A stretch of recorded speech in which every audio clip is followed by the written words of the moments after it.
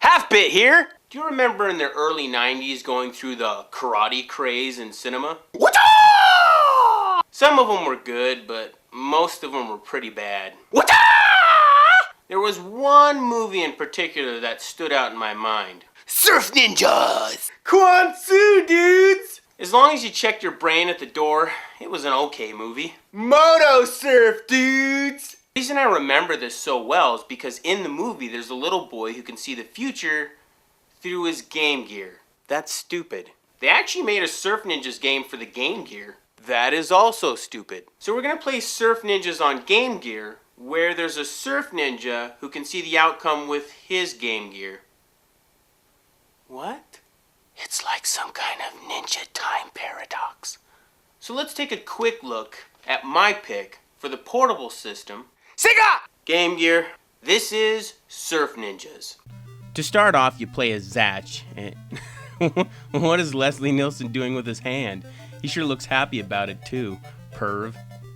You're in the restaurant for the first level, which is just like the movie, except by that time in the film, you've already found the boys and they're just starting to discover their talents. As for the game, my God, I'm stunned at how slow you move. In fact, you walk so slow that you'll find yourself just jumping through the stages. Speaking of jumping, that is by far the biggest issue I have with this game. You can do a single jump just fine, but it took me a while to figure out how to do a super jump, like right here. How did I do that? I've been mashing the buttons forever trying to get up these boxes. At first I thought maybe I just have to hit the jump button twice since it worked once. I kept trying that method after and found myself dying over and over again without getting it to work again. So I figured I must have done something else when mashing the buttons. But no! I was doing it right. Turns out this game comes packed with a little mini game known as I'll let you super jump whenever I feel like it.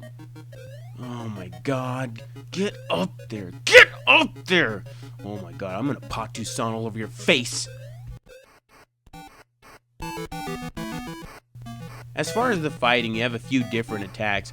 They all work just fine for the most part, but you probably use the sweep kick the most because of its range and it's a little more consistent in keeping you safe. There he goes again. Get a room. In most games, when you die, you usually see a screen notifying you how many lives you have left, or it'll start you at a previous save spot. In this game, you get none of that. If you die, you won't even get a chance to re-strategize. Instead, the game throws you immediately back in the fight, almost as if the game is trying to tell you it wasn't done kicking your ass.